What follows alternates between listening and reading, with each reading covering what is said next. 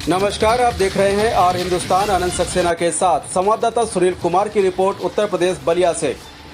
नगर पंचायत रेवती में निवर्तमान चेयरमैन प्रतिनिधि अजय शंकर उर्फ कनक पांडे ने प्रशासन और सत्ता पक्ष बीजेपी प्रत्याशी एवं बीजेपी कार्यकर्ताओं पर गंभीर आरोप लगाया है, जिसके बाद हड़कंप सा मच गया है। उन्होंने बताया कि मुझे जबरन चुनाव हराने का प्रयास किया जा रहा है, मुझे क्षेत्र में वोट मांगने से भी रोका जा रहा है। मैं किसी निमंत्रण में भी अगर जा रहा हूं तो पुलिस मुझे वहां से भी भगा दे रही है।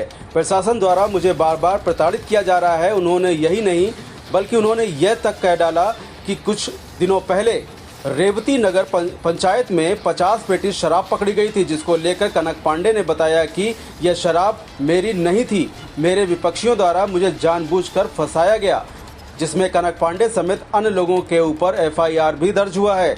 उन्होंने कहा कि यहाँ तक आरोप लगा दिया उन्होंने कि विधानसभा का चुनाव मैंने लड़ा था, इसलिए मुझे रोका जा रहा है और इस चुनाव में मुझे जबरन हराया जा रहा है ताकि मैं आगे ना बढ़ सकूं। जिसको लेकर कनक पांडे ने क्या कुछ कहा, आइए आपको सुनाते हैं लाइव तस्वीरों में। फिलहाल आप सुरक्षित रहिए और जुड़े रहिए आर हिंदुस्तान से। नमस्कार। लगातार 2 बार से मैं यहाँ पे चुनाव जीत के आया हूँ रेवती नगर पंचायत, लेकिन उस चुनाव और इस चुनाव में बहुत फ़र्क है। इस चुनाव में सीधे ऐसा लग रहा है कि जैसे हम लोगों को एकदम प्रशासनिक स्तर पे दबाया जा रहा है। ऐसा प्रतीत हो रहा है कि उन लोगों का मंशा है कि हम वोट ही नहीं मांगे। अगर हम कहीं घूमने जाते हैं तो प्रशासन के द्वारा ये बोला जाता है कि आप 2 आदमी 3 आदमी से अधिक नहीं जाएंगे और किसी के घर नहीं बैठेंगे।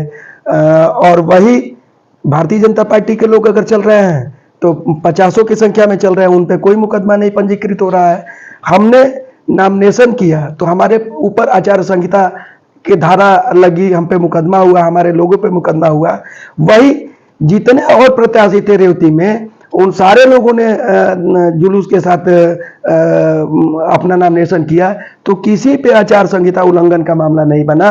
और जिस तरीके से प्रशासन द्वारा हमको वोट मांगने से डराया जा रहा है, धमकाया जा रहा है, और विपक्षी दलों द्वारा जिस तरीके से हमारे लोगों को धमकाया जा रहा है कि तुम इस वार्ड में नहीं घुसोगे। कल हमारा एक साथ में रहने वाला लड़का मार्केट में था, उसको सीधे प्रत्याशी ने बोला कि कल से अगर इस वार्ड में दिख गए, वार्ड नंबर 1 में, तो तुम समझना और तुम्हारा काम समझेगा। इसी तरीके से हम लोग एक जन्मदिन में गए थे कल रात में, और लगभग हम लोग 10-15 लोग थे। सबको बुलाया गया था, इनवाइट किया गया था।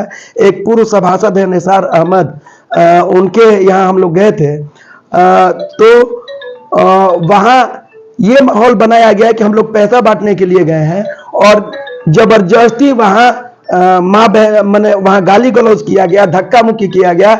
और उसके बाद जब हमने प्रशासन को फ़ोन किया, CO साहब को जब हमने फ़ोन किया, और जब वहाँ प्रशासन गया तो सीधे सीधे जिस व्यक्ति के यहाँ हम लोग इनविटेशन पे गए थे, उसी को धमकाया गया और उसी को बोला गया कि आज के बाद अगर तुम्हारे घर पे कोई आता है तो तुम समझना और तुम्हारा काम समझेगा। आज के बाद तुम्हारे घर पे कोई आना नहीं चाहिए, कोई बैठना नहीं चाहिए।